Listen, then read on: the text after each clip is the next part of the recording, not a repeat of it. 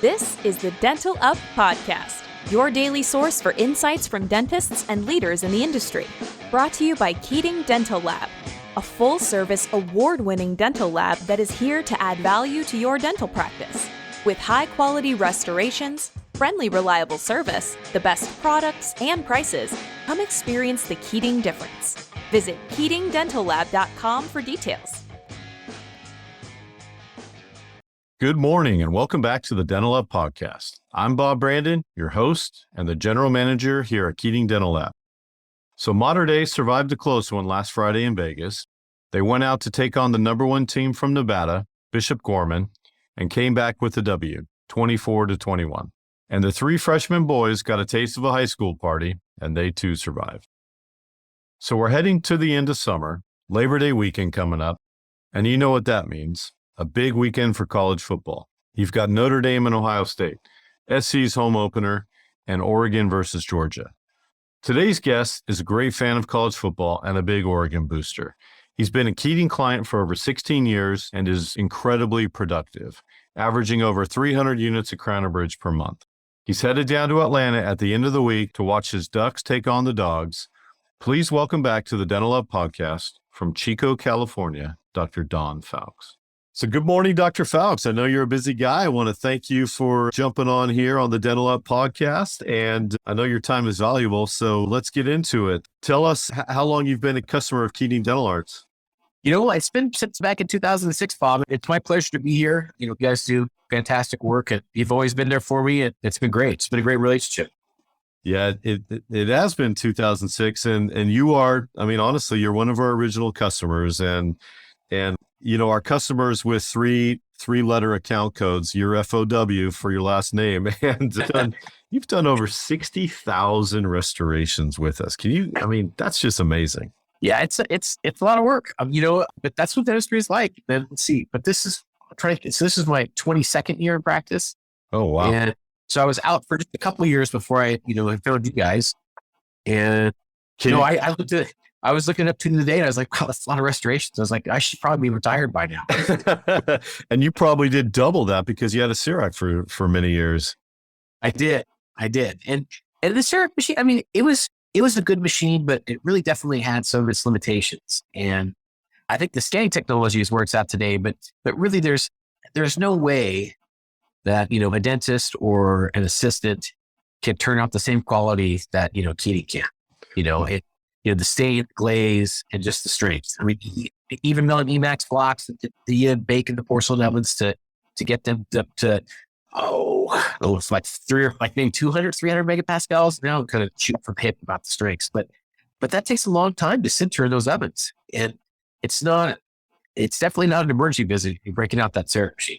Yeah, no, definitely. It has a place, and you hit the nail on the head. I mean, you didn't go to school for all those years, dental school for all those years, and accumulate all that debt to be a lab tech. I mean, you're making money dealing with the patients and managing the patients, and like you always say, you know, getting your foot on the pedal and everything. I mean, your time is more valuable dealing with patients than making lab restorations.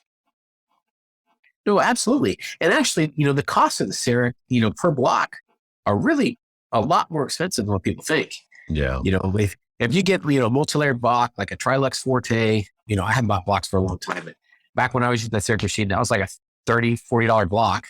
And then you got to mill it, stain it, glaze it. And no, you're right. Our time is so much more valuable. And I say it all the time. I got to get my foot back on the pedal. Yep.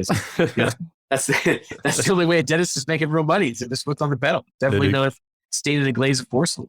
Exactly. Yep. Yeah.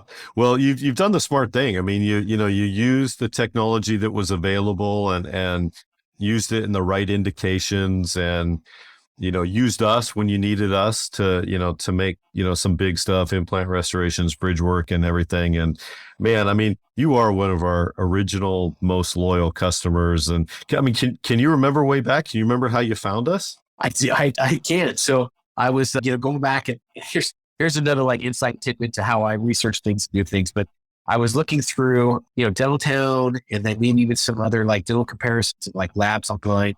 And of course, whoever sponsored the lab always has that lab number one.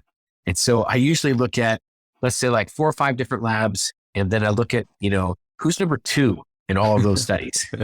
And I can guarantee that Keating was like number 2 over across of like 2 or 3 different, kind of either research projects or surveys based on, dental town or some other dental marketing. And that's kind of how I look at like dental materials as well and bonding agents. I mean, if 3M is producing the commercial or the ad, they're always going to have 3M's, latest bond number 1. Sure. And they might have, SC bond and Prelude and all these others, let's say like 2. So I look at like 4 or 5 different studies and I go, who's consistently like number 2 or 3 against what is like the so-called peer-reviewed research. Yeah. And usually, and it's always worked out for me, really. Hey, number 2, we try harder. I mean, that was Avis's slogan for so many years, wasn't it? Yeah, yes, absolutely. Because they were going against like Hertz and budget, stuff like that. Yep. Yeah. Number 1, and it's funny you mentioned that because I mean, we finished number 2 in the Dental Town survey for, best crown and bridge lab. I think, probably 17 out of the 18 years. We won it once. And it was interesting the year after we won it. But yeah, we're consistently number 2. But I tell people, I was like, hey, I'm okay with being number 2. I know that a lot of it's, so-called paid advertising and everything, but I know that our employees and, myself and the team here, we are going to try a lot harder and put in more effort than the guys at number 1. Hey man, I'd love to have a silver medal. You kidding me? Yeah, totally. Silver's pretty doggone good. Right. Or take the second place prize check on the PGA Tour. Oh, absolutely. Absolutely. Yeah. So let's talk about some of your recent cosmetic cases and give us your thought process and decision making because you're very experienced and you've been through it all. Walk us through some decision making between KDZ Ultra, Emax, the KDZ Bruxer aesthetic, and some of the factors that you consider when choosing a restoration. Oh, sure. So for the most aesthetic cases, I really liked Emax just because you get that little bit more of that translucency. And I feel like you just get it's just more sparkle. It looks much more, lifelike. It looks much more like teeth. I agree 100%. And then my second go-to would then be the KDZ Bruxer, because that's a great restoration that has like the zirconia coping, then with, porcelain stacked over the top. And that's a great restoration too. And it looks fantastic. And so I use the KDZ Ultra if I need to block out something with like, really dark color underneath, or if I'm doing a bridge, because the Emax bridges, I have like mixed feelings about it, but the KDZ Ultra, 3-4 unit bridge, these long span bridges that we've done. Gosh, I think we're just finishing the 7 or 8 unit in place. Yeah, exactly. And the KDZ Ultra, it's a beautiful product. It looks great and it's strong. The Bruxer aesthetic is kind of my go-to for like, bicuspids and molars because it gets really close to the aesthetics of Emax. But again, probably, and you'll have to check with my numbers, but another like 200 megapascals higher of strength. It is. Yeah, absolutely. Yep. Yeah. You know what? Your last 3 sentences are almost like I'm speaking to myself here. That's exactly what I say. That's exactly how I feel. Yeah. And the regular Bruxer is a great crown. It's just a little bit more like kind of opaque-ish. Sure. But again, has so much more strength. And so, like clinchers, grinders, or you've got a wrestler as a patient, that regular Bruxer is, great in the posterior. Absolutely.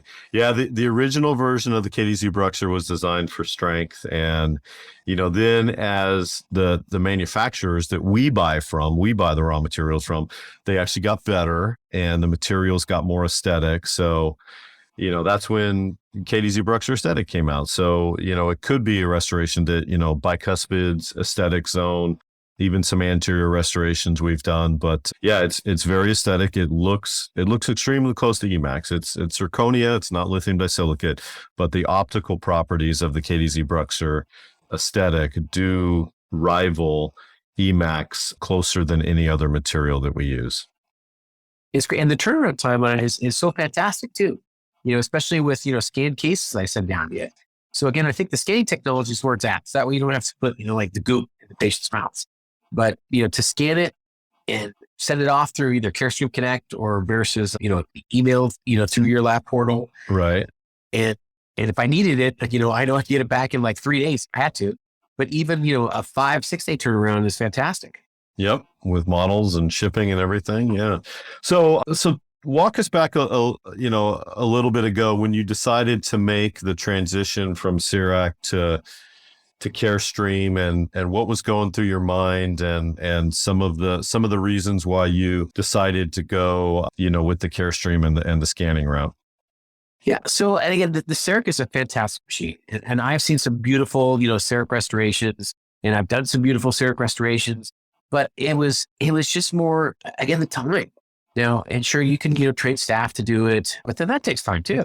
Right. And I just found that it was really, again, the cost for like the better looking blocks, and then to take the time to, cook it in the porcelain oven to get all the added strength, and then to do some custom sanding and glazing. I was capping out what my chair time is worth to then what my, Dr. Fowkes as a lab tech is worth. Yeah.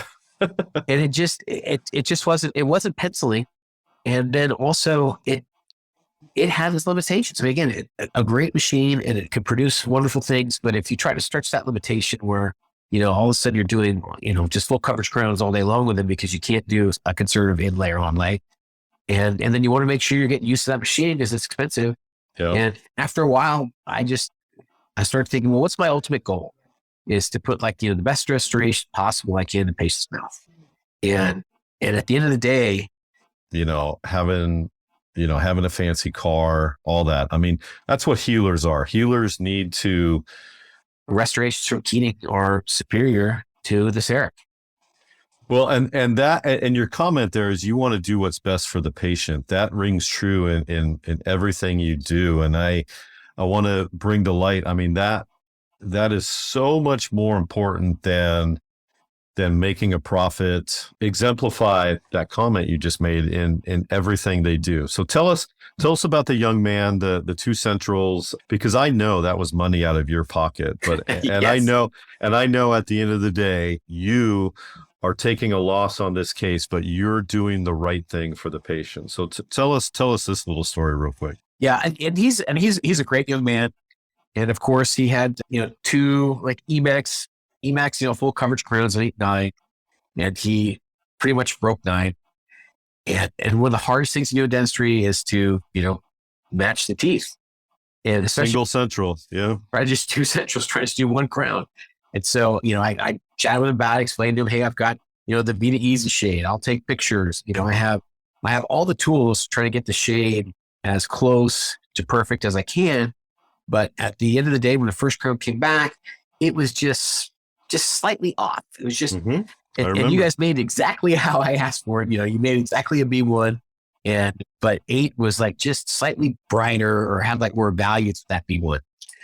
And so off it goes. So I sent it back. I was like, hey, Keating, hey, Bob, help me out. I need you to, make this one wider, brighter. And you guys did. Boom, shipped out another crown. I think that one you turned around super fast. That was probably 3 or 4 days later. And then the young man came back in, and it was really close. But then this time it was just slightly more bright than his number 8. And so, I told him, I said, all right, let's, instead of chasing our tail, trying to make this look perfect, I'll replace the crown number 8 at no charge to you. And I'll have Keating mill from the same, I think within at that point, we decided to go with an OM2 kind of mid-translucency block. Yeah. So we're pressing right now. I mean, actually, as we speak, we're pressing it with an MTBL2. Perfect. And so anyway, so I was chatting with patient, hey, I think I'll do this for you so that we can both be happy. Because, Chico it's not a very big town. Maybe 150,000 people, kind of living within the kind of city and county limits. Great college town and great brewery. One of my favorite breweries of all time, Sierra Nevada. Yeah. No, it's great. I mean, and then he duplicated out in North Carolina, and Ken Grossman has been very generous to our community. As a matter of fact, right now he's paying for every high school senior's college tuition to go to Butte College. Oh, wow. As long as you maintain a 3.0, a 3.0 GPA, and there's a certain number of units you have to take every semester, but Ken Grossman will pay it. Oh, that's fantastic. What a guy. Yeah. No, it's great. It's great. I mean, it's a heck of a story too. Way back in the day when he and his partner, Fowkes, with like old dairy equipment, started like, brewing beer in their garage. Oh my gosh. Wow. And I think the last time I heard the valuation that was worth, over $1 billion. Jeez. Well, that's just a little bit lower than Phil Knight making running shoes with a waffle iron in his kitchen. Correct. No, similar stories. I mean, both innovators. Yep. Both innovators. Definitely. Wow. Yeah, but in this case, it was just going to work in both of our interests to do it. And yeah, and so I lost on this deal, but you win some, you lose some, right? And you just move on. Yeah. The saying in dentistry is single central is for reputation, not for profit. And I know you've learned that lesson a long time ago, but I applaud you for doing the right thing and making number 8. And we're going to make number 8 today and on Monday, and it's going to match number 9 perfect, and your patient's going to be thrilled. Then everybody does cartwheels. It's great. Yeah. Yeah. Cool. So yeah, I mean, is there anything else you wanted to add? I'm sorry for cutting you off. Oh, no. But again, it's all about the relationships. It's about like, the relationship with the patient, the relationships that I have with you guys and just all of us really working together, even like, my assistants and like, the Fowkes dental team, we spend far more time with like our dental team than we do like our own family sometimes. True. Absolutely true. So going back to that young man with 8 and 9, I had a side bet here with the other person that I share the QC table with, and we were looking at it, when we sent number 9 out the second time, and she thought it was perfect, and I thought it was a little bit too light, and the technician then came up and said, well, with Emax, when you fire it multiple times, it actually grays out a little bit and we lose the vitality to it. So we all 3 of us collectively, made the decision to ship you number 9. And deep down in my heart, I thought that, okay, it's going to be a little bit light. And I made a bet and I said, okay, $20. Dr. Fowkes is going to scan number 8 next. And you and I were even joking a couple days ago that, I knew you were going to do the right thing and do number 8 out of your own pocket. Yeah.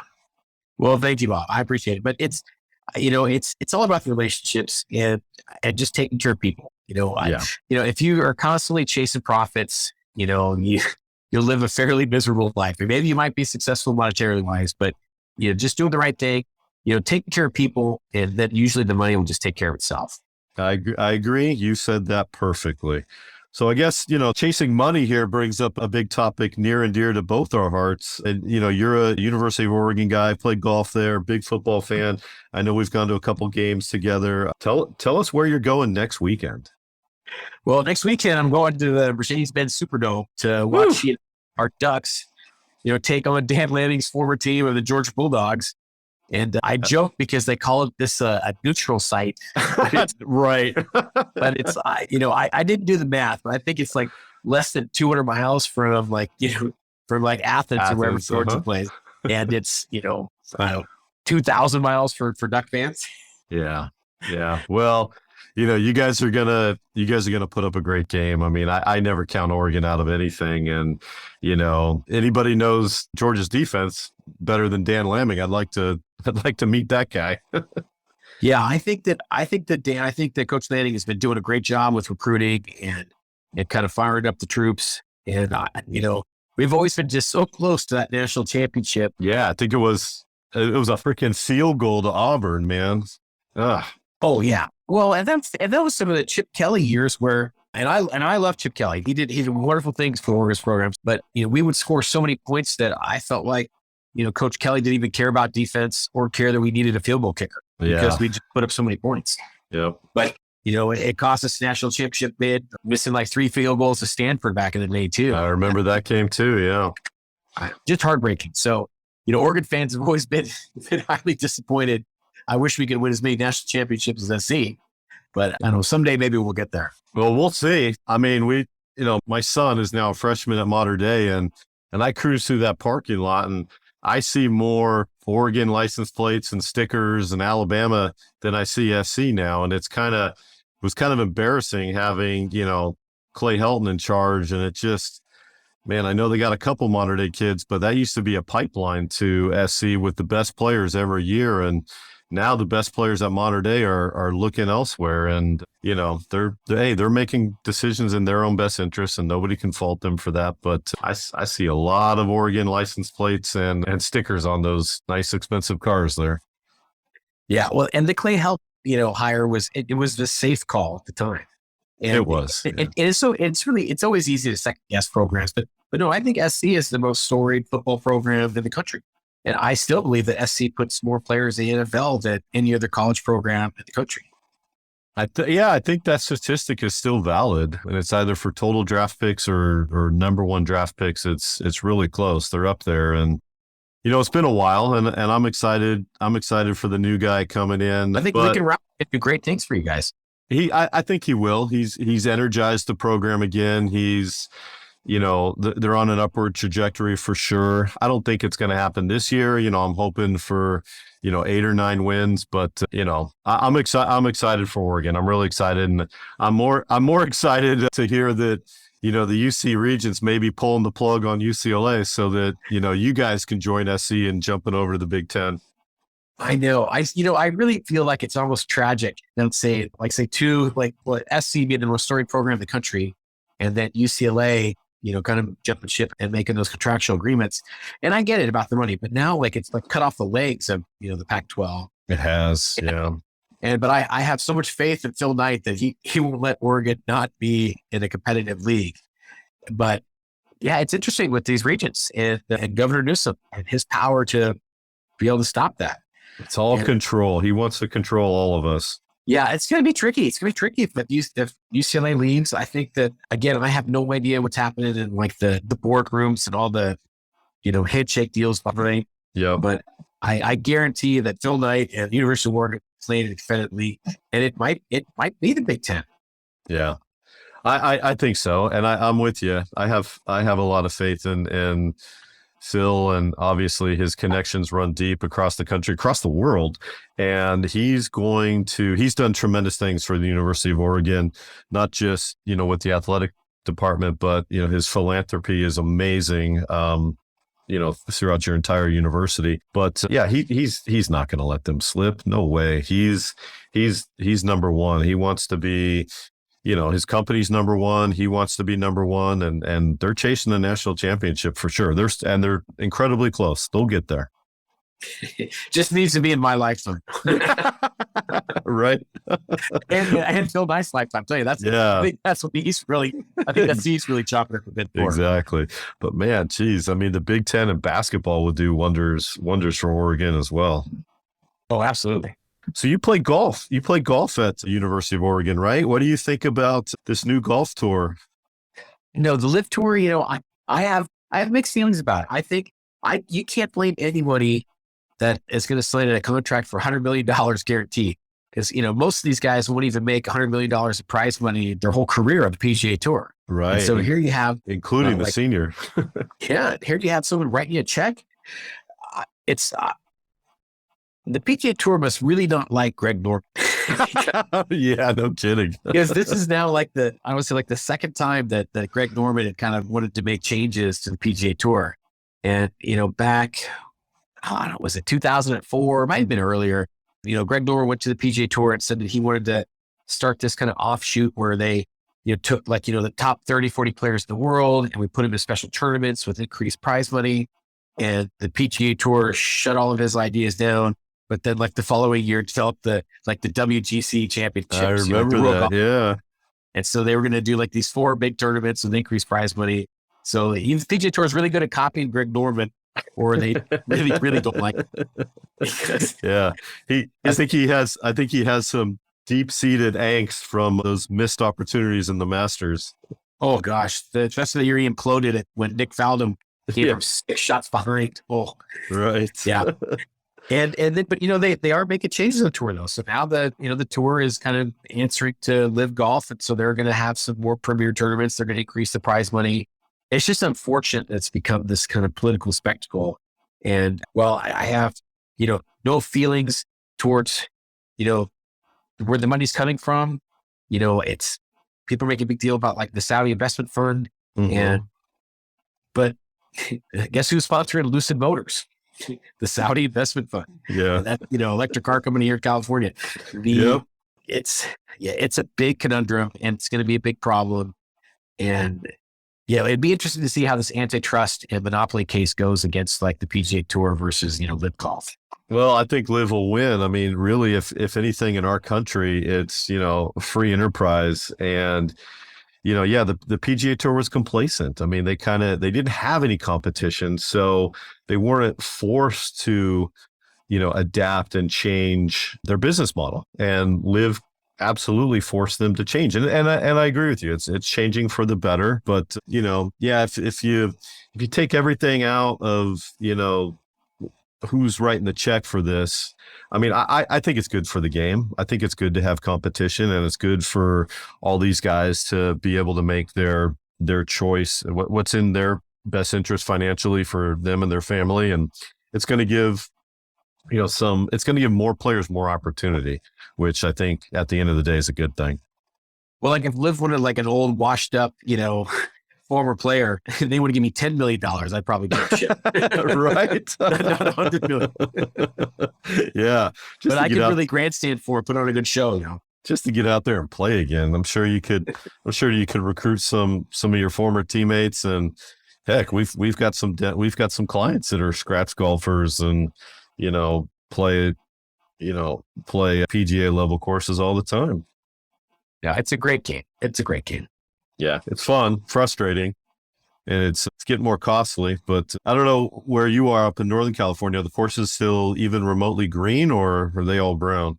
No, our home track is pretty green because we have our own irrigation district, but we are definitely shrinking what we are watering, just to help conserve water. Yeah. And so we're, shrinking some of the fairways up and taking some part of the course out of play that really wasn't quite in play. Just to be more, just from a more conservation standpoint. Yeah, definitely smart.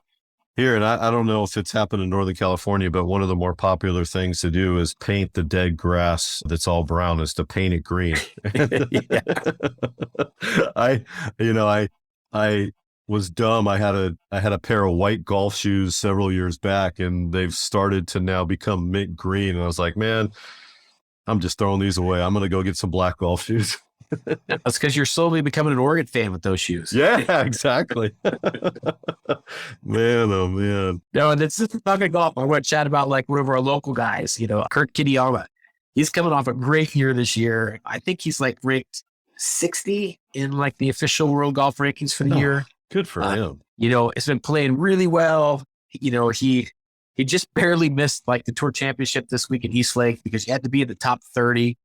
And he needed a top 10 finish at like the BMW championships last week. And on Saturday, he was making a bunch of birdies, making eagles. And he was in a tie for sixth. I think I was more nervous for him and root harder than like Kurt was, but and then he makes a triple bogey, a snowman on a par 5. Like, and that just to remind us that he's still human. Yeah. He's still normal. Yeah. But he finished the tournament in a tie for 19 against some of the best players in the world. I think he made probably $250,000 that week. Oh, that's awesome. But it's a great family. He's a great player. And there's going to be a lot of best. Was he one of your patients? They're family friends. Cool. There's some family friends. The other name you should look out for that's going to be an up and comer is Noah Norton. Noah Norton. Okay. So you heard it here first.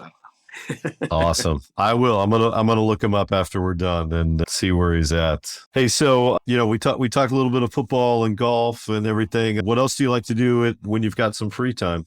We're a big lake family. We love spending time at the lake, which has been a little harder the last couple of years because of the drought in California. But, even though the lake's low, there's still plenty of water out there. But I think that there's few things in life that your kids enjoy doing and like adults enjoy doing. And one of them is like water sports. So when we're on the boat, they're kind of forced interactions. And then there's no cell phone reception out there. It's perfect. No, it's a great family event. So we do a lot of wake surfing. It's tons of fun. Oh, that's cool. The other sport that's really good for families is, like say downhill skiing or snow skiing. Yeah. But what's happened with us downhill skiing, snow skiing is, my older daughters are like, hold on, we'll ski, but then you meet me right here at noon to give me that $24 cheeseburger. No kidding. So the family kind of splits up a little bit on the mountain. and then meet back up for lunch. But when everyone was younger, we always do, ski the same runs, ride the chairs together. But as they get older, they don't need mom and dad nearly as much, except for the credit card. Except for money. Yep. What about what's your go-to mountain up in Tahoe? Where do you guys like to go? I really like Heavenly. Yeah. Heavenly's great. Yeah, Tahoe's great. Heavenly, North Star, Squaw. It's all really good snow. Yeah. Did you ever go down on the south side to Kirkwood? Yeah. Kirkwood's another good one, especially on some like busier weekends, because it's just over on that other side. I think you get a little less traffic on that side. Yeah. Yep. Man, I haven't skied up in Tahoe in probably 10 years, but man, I got to get back. If it's a good winter for precipitation, I'll get up there this winter and we got to get together again. No, absolutely. No, let's try. I'd love to try to catch another game with you guys. Yeah, definitely. At least over the next 2 years. Well, the Pac-12 is still the Pac-12. I think Oregon's going to be moving over sooner than everybody thinks. But hey, so finally, before we wrap up, I know you got a busy day, and I know you probably got some phone calls to patients to return. But hey, what advice would you give to the younger generation of dentists that are just starting to embark on their career? Dentistry is still a fantastic career. It is not easy though. No. I think when I was going through school and taking the DATs and trying to prepare for dental school, I think I thought it was going to be easier, but it's a great career, but it's definitely hard work, and none of us bat 1,000. None of us do. And so you can't be afraid if some case doesn't turn out perfect.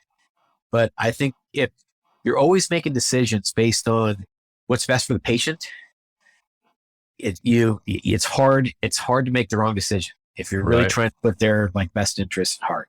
That's fantastic. And really perfect. I mean, because that's what, you take that oath on graduation day before they give you, your diploma and your certificate and everything. You take that oath to do no harm. And if you have the patient's best interest at heart, you're working on their behalf and you're making good decisions. So I applaud you for that, Dr. Fowkes. You've been a great friend for so many years, and I wish you and your wonderful family all the best, and have fun this weekend. Take care. And you know how to get a hold of us, and we're here.